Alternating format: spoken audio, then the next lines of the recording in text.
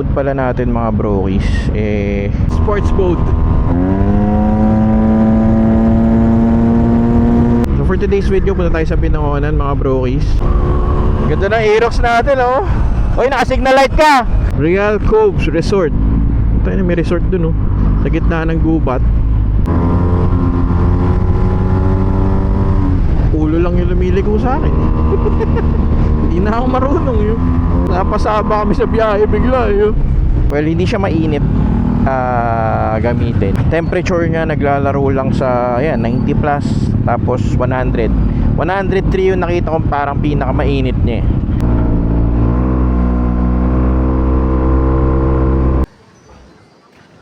Ganda, no?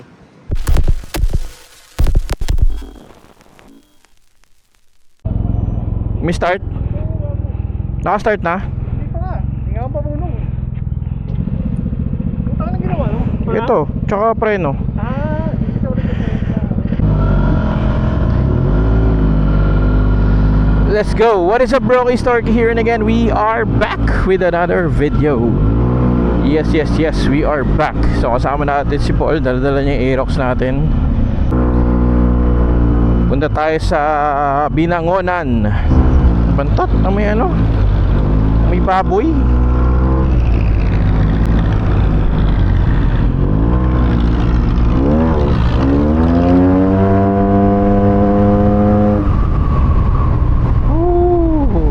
Lamig.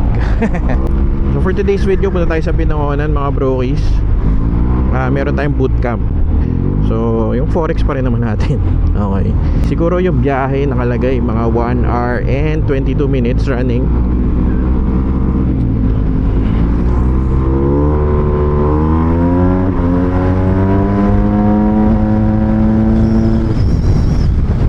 Grabe yun. Ang sarap. Makikita to ano, ma-align yung salamin eh.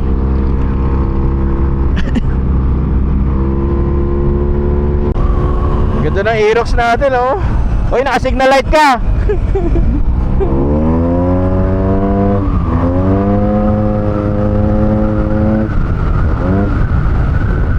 Parang sarap talaga gamitin itong ano, T-Max 560? 560 ba?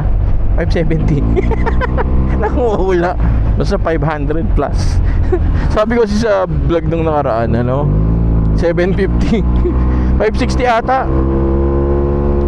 Ayan, Torky. Sablay. So, ang kwento pala dito mga brokies, nadagdagan yung horsepower first off. Tapos may mga nadagdag na parts, BCD parts, I think. Medyo ewan ko, limited ba or mahirap hanapin sa mga ganitong motor. Tapos yun, iba nag-tune. Walang ka-delay, promise. So sobrang sarap gamitin. So andaan natin dito sa ano, sa Pantipolo. Tapos di ko na alam, sundan na lang natin yung Waze, no? Testingin natin tong ano, T-Max sa mga banking. Siyempre hindi naman malala ang bankingan dito, no? Pero meron pa rin kahit pa paano. Ulo lang yung lumiligo sa akin. Hindi na ako marunong yun.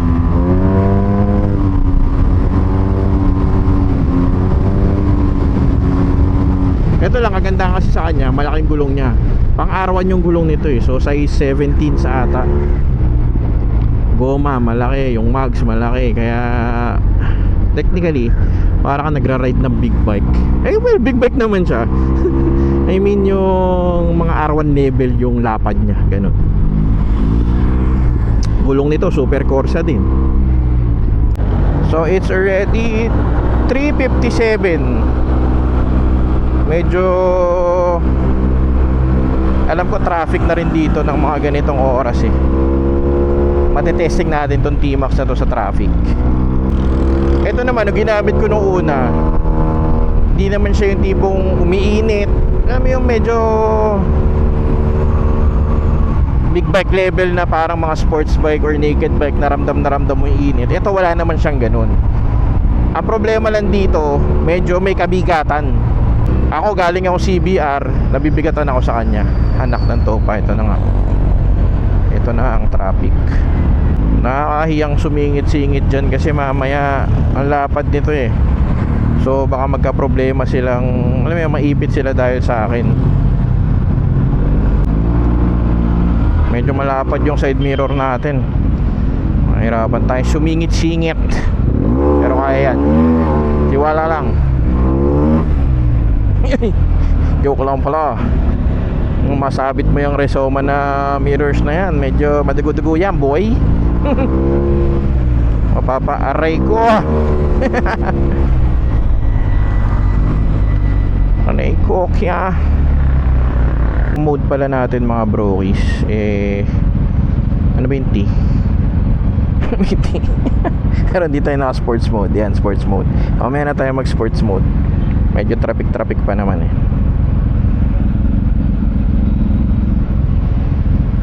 Magiging problema mo lang dito, kunwari yan, traffic ngayon, at medyo challenge ka sa height. Malapad yung upuan niya. Hindi ko alam kung stuck yung upuan to, pero feeling ko stuck eh. Ano siya, medyo may kataasan. So mapapatinggayad ka. Ako medyo tiptoe, pero kaya ko naman. Kaso height ko nasa 5'10", 5'11 ako eh. Kung mga nasa 5'6", 5'5 ka lang, medyo ano, mahirapan ka.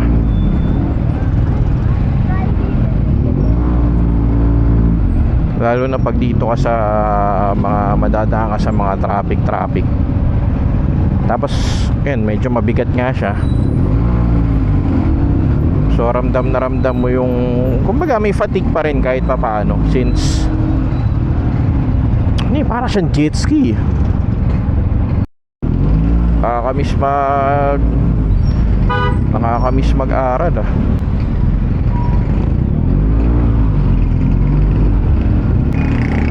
Gusto ko yung ganun, no? Aral-aral ka lang, tapos wala kang masyadong stress sa buhay. Kain, tulog, aral. Actually wala kang aral yun eh. Kain, tulog lang yun.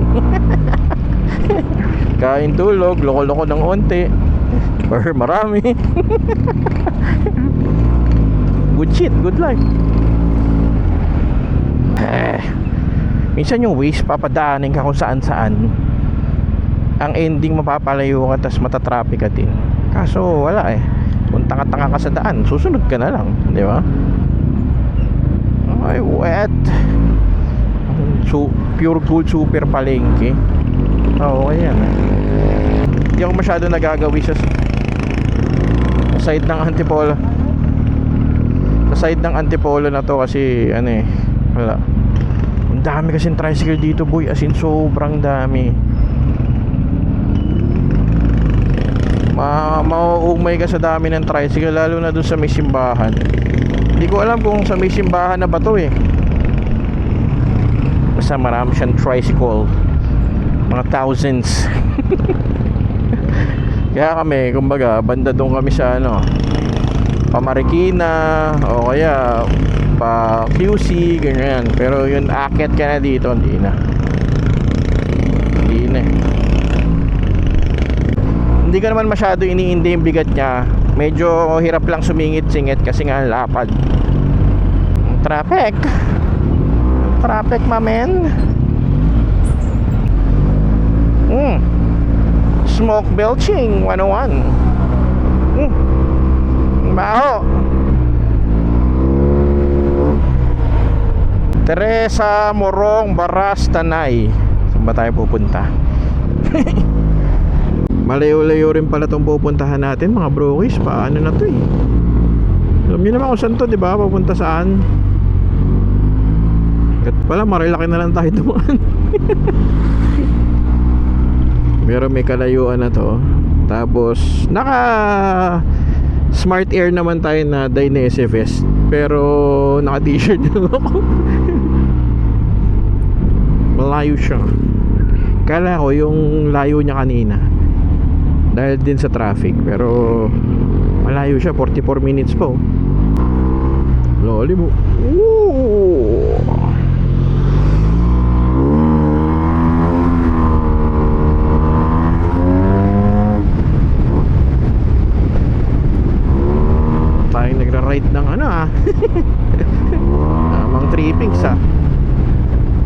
kotse kami, malamang sa malamang,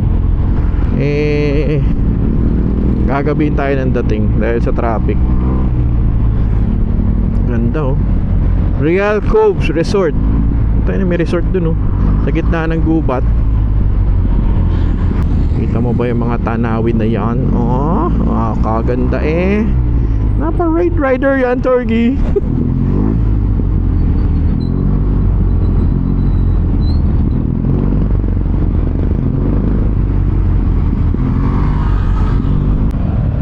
Gago, parang di kaya ng uwian to, baliw. Ha? Parang di kaya ng uwian. Ha? Maaga. Ha? Alis ako sa mga eh. Aga puta. Sabi ko eh. Sabi ko na muna sa daan. Oo, nasa kabila ako dadaan. Pinangunan. Siya kasi uuwi-uwi siya. Hindi pinayagan mag-overnight eh. Ito kasing bootcamp na to mga brokies, parang 3 araw.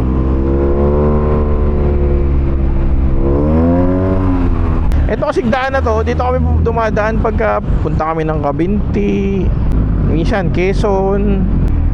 Pero kung hindi naman traffic, budi lang, wag lang talagang sasabay sa traffic siguro. Yung layo na tuloy-tuloy, okay lang sa akin. Wag lang yung malayo na tas traffic pa. Pucha, umay yan. Takot ako dun sa mga polis. Nakakatrauma yung sa mga ingay ng tambu-tambu. Nakakatrauma yung sa mga tambu-tambuchong sita-sita eh, no? Ito naman, di naman siya maingay pag 2,500 RPM eh. Tsaka big bike to eh. Hindi ko alam kasi sa Cebu ata yung hinuhuli yung kahit big bike hinuhuli, no? Cebu ba? Hindi naman dito sa atin eh, no? Welcome. Hindi pala welcome.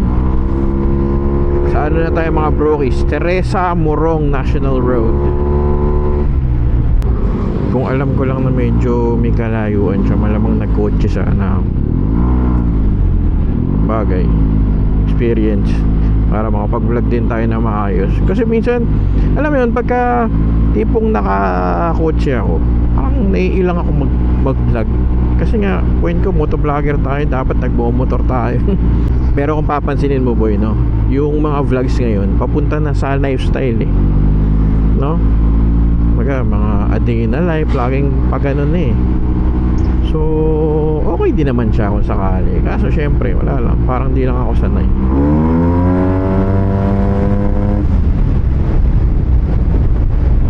Yung pagka yung overtaking power eh talagang napakalakas eh. Pag chill pwede lang din naman. Napaka ano eh, flexible yan.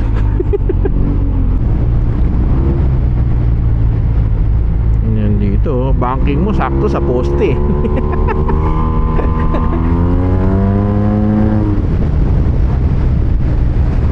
Okay din naman siya iliko-liko. Hindi lang ako masyado gamay pa.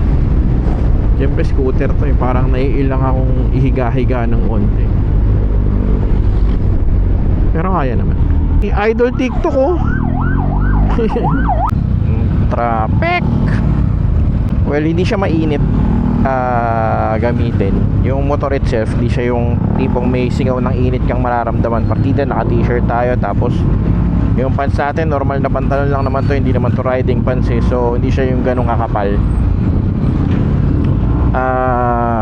Temperature niya naglalaro lang sa ayan, 90 plus. Tapos 100.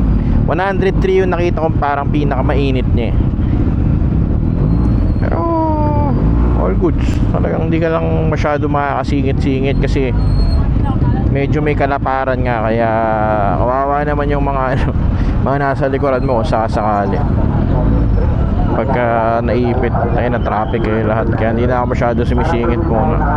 Nalalaman mong nasa probinsya kapag mga walang helmet yung mga tao eh, no? Pagod. Kahit may mga enforcer, wala lang.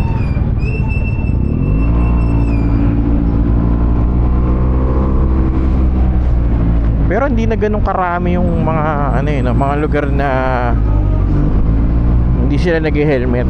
Ito kasi medyo probinsya na ba to? Saan na ba tayo ngayon? Cardona Diversion Road. Manila East Road pala to, no?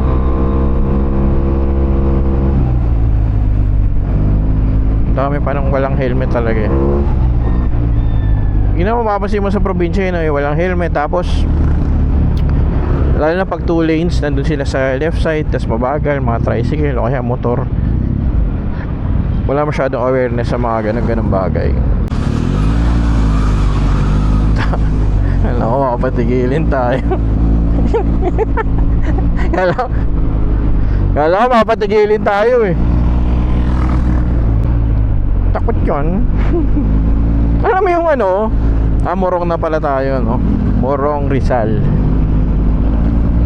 Alam mo yung kahit wala ka namang ginagawa, kompleto ka ng papers and all, kakabahan ka pa rin pagka may enforcer o kaya may police. Basta ewan ko, ako lang Ay nako, sarap ng simoy na ng hangin dito. Medyo may kalamigan na. Nasabak si Irok sa sa biyahe bigla Nagulat ako. Ang intindi ko kasi sabi binangonan. So parang siyempre binangonan, Taytay, tapos ewan ba, ano ba bangonan, Angono, tapos binangonan ba? Hindi ko alam eh. So pakakala ko mga ganun lang. So after magtaytay, malapit na siya, parang ganun. Pero tinitignan ko, mga nasa 30 plus kilometers ba, parang ganun. So kala ko normal lang. Ang mali ko, hindi ko tinignan yung yung kilometers. Tinignan ko yung oras, yung duration ng biyahe. Kasi parang yung biyahe 1 hour 25 minutes nung una kong check eh. So kala ko dahil lang sa traffic ganun. Walang yan, malayo pala kasi talaga. Layo na nito boy eh. Ay nako Torque, Diyos ko napasabak kami sa biyahe bigla eh. Kaya itsura namin para kami magbi-mega mall eh. Ni Aerox ko, pogi baby, nasaan ka ngayon? Napunta siya ng punta siyang Morong Rizal.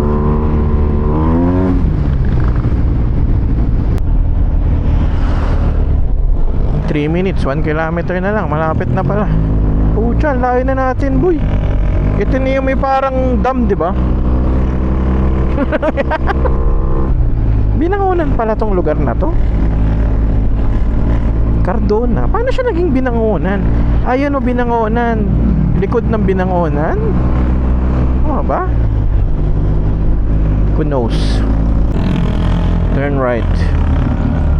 Casa Leonila.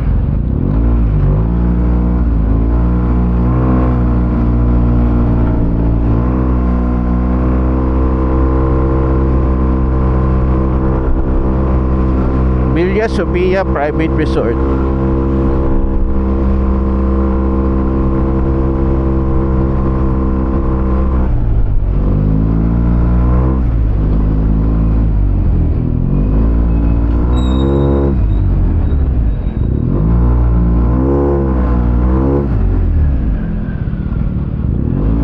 Dito lang. Pasok mo na dyan. Diyan tayo.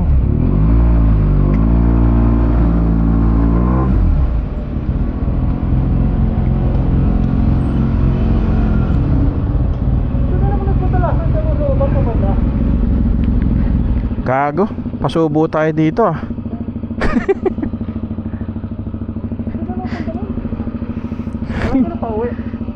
Ginawa na namin dadal, Rosario. Alam mo na yung pauwi. Oo. Dali ako dito na. Tara, pasok muna tayo sa loob. Check niyo yung mga brois. Yung view. Ganda, no?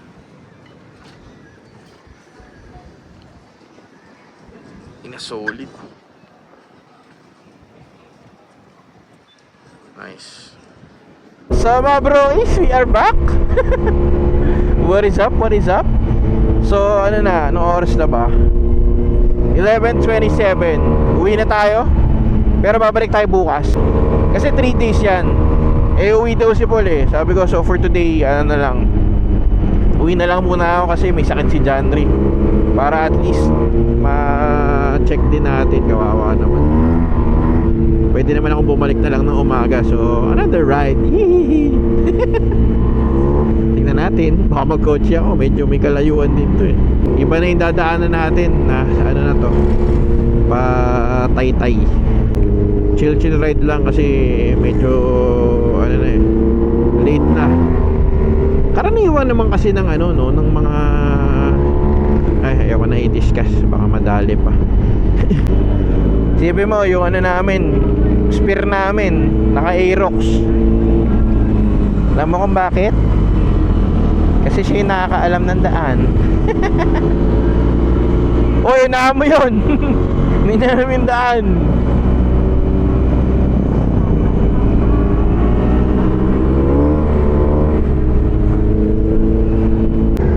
For today's ride, medyo nasabak natin tong T-Max sa medyo malalang traffic.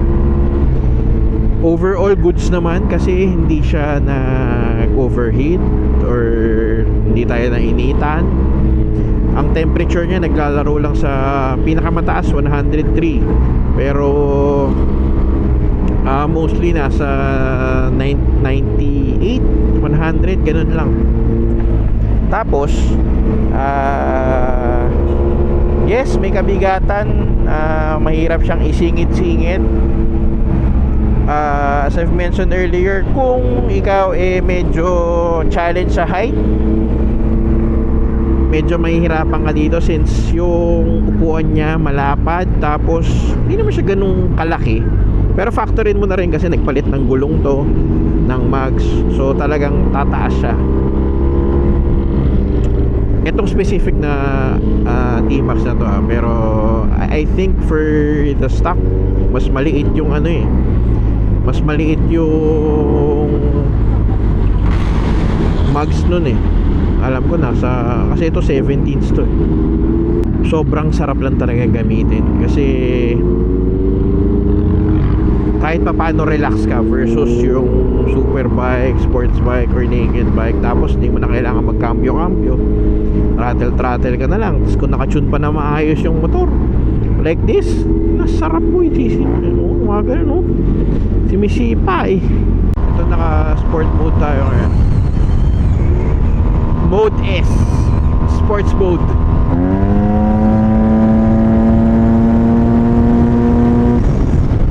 Grabe, napakabilis boy. Solid. Kahit nasa 6,000 RPM na siya,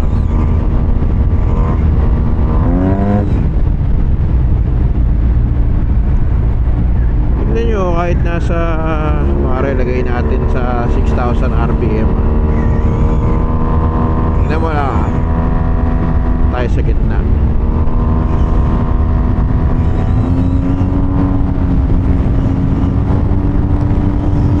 Tingnan mo walang ka-delay boy, hindi yung parang pupugak siya. Malupit, quality. Galing. Lapit tayo sa bahay na parang napakabilis natin nakauwi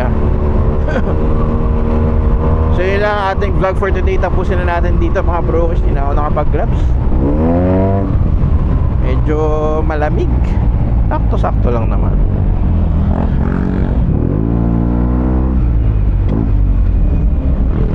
Masasakyan goody, sarap nito.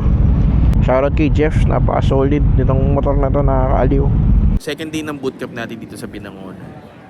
Nagkotse na ako pabalik kasi sobrang init. Yung T-Max sobrang solid talaga gamitin, as in sobra, napakasarap. So gamitin pa natin siya sa ibang lugar, pero if you're gonna ask me kung okay ba sa ipang everyday, siyempre medyo hirap pa rin talaga. Tapos siyempre gas consumption, tapos may kabigatan, malapad.